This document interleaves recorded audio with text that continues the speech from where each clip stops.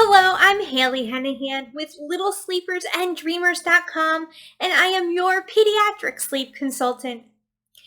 Do you know what a sleep prop is? Have you been in a situation where a friend might have been asking, what's your child's favorite sleep prop? Or maybe you heard that on a sleep consultant's intake form, they're going to be asking what your child's sleep props are. Do you know what they are? Well, this video is going to tell you exactly what sleep props are, and it's even going to talk about what's a good sleep prop and what's a not so good sleep prop. Things that you will want to try to cut out.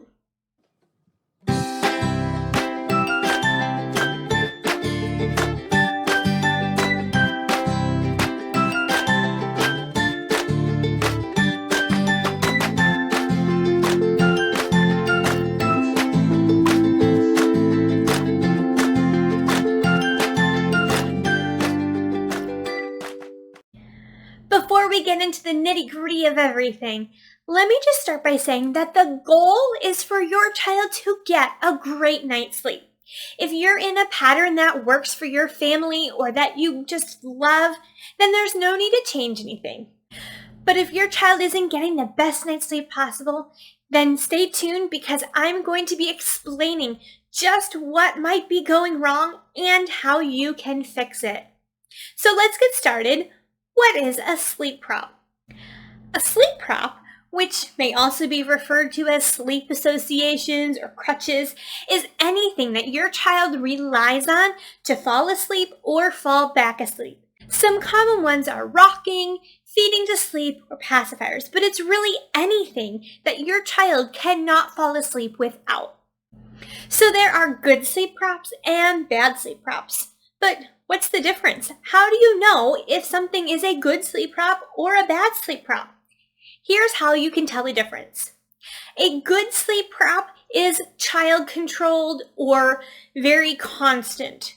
A bad sleep prop is parent-controlled, something that the child is not in control of and will need a parent's assistance to fall back asleep. Before we get into it, if you have a newborn, they get all the props. They can have whatever they need that will help them get some sleep. So don't worry about rocking your newborn to sleep, giving them a pacifier. These are things that they need at this really young age. The only one I advise not to do, because the American Academy of Pediatrics advises not to, is to co-sleep or bed share. Your newborn should have their own sleeping space.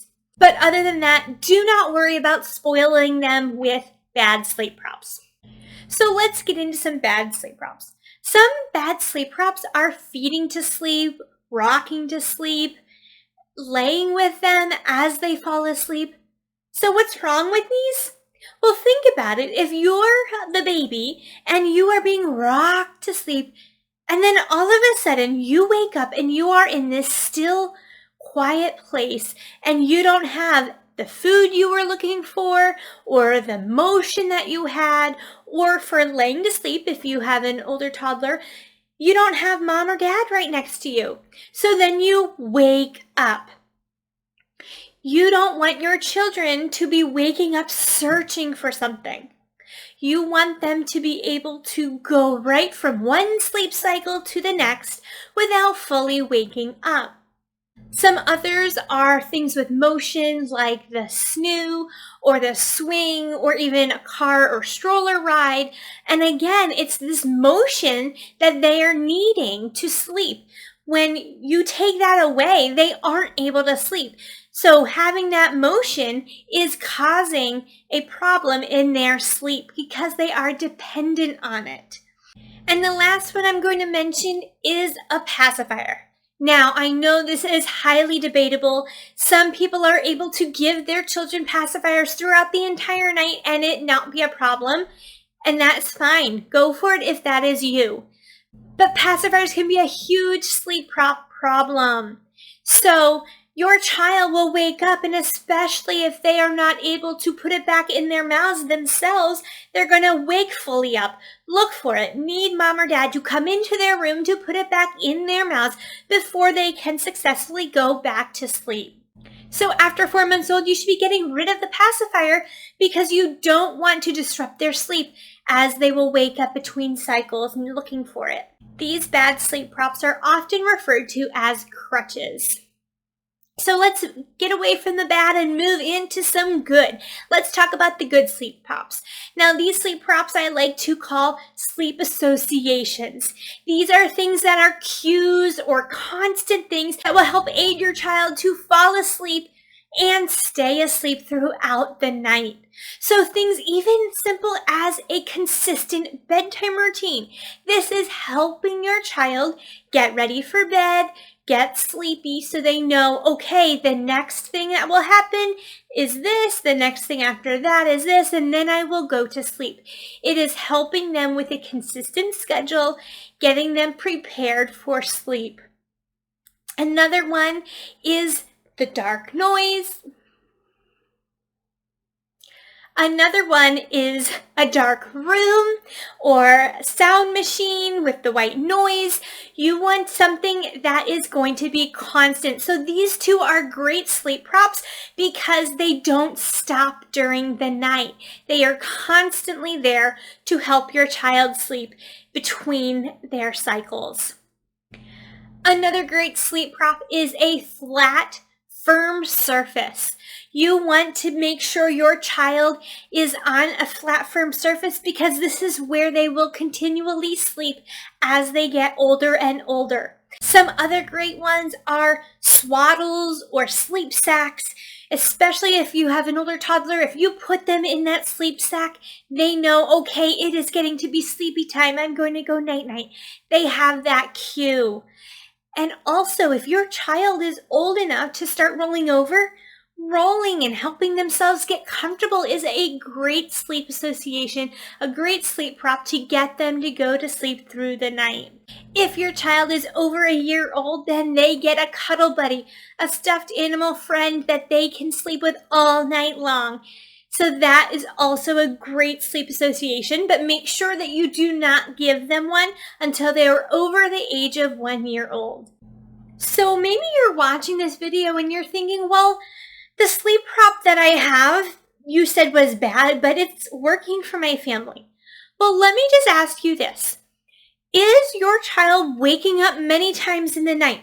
Are they having short naps? Are they waking up early, like 4 or 5 a.m.? If the answer is yes, then these sleep props are not helping your child. Then you might be thinking, okay, well, what do I do now? My child has some bad sleep props and I want to get rid of them without disturbing too much of the good parts that we have going on. First, you want to identify what the bad sleep props are. You may have one, you may have multiple, and that is okay. You then want to pick just one. You only want to make changes with one at a time. Too much change is going to be too overwhelming for them. So pick one that you are going to work on with them. And now you have the choice. You can either wean them off slowly or go cold turkey. I prefer going cold turkey because for your child it is less confusing. They are aware of the expectations and you will get to the end goal sooner. As you are cutting out a sleep prop, make sure during the day you are giving your child a lot of love. Hugs, extra cuddles, kisses. Just let them know that you are there to love them. Commitment and consistency is the key to getting your child away from these bad sleep props. These bad habits won't resolve themselves. And so if you are in a position where you need some help and you want support as you help your child through this stage, go ahead and send me an email at littlesleepersanddreamers@gmail.com, and I would love to connect with you and help you along this journey. So now I want to hear from you. In the comment section below, let me know what sleep props your child needs. Do you have some good sleep props that you are helping them prepare for a great night's sleep? Are there some not so good ones that you need to start cutting out? Let me know in the comments below. If you like this video, please go ahead, give me a big thumbs up so I know that this was helpful to you. Also, you are going to want to subscribe to this channel as there will be tons of videos with helpful information to help you along this journey. I'll see you next time. Sweet dreams.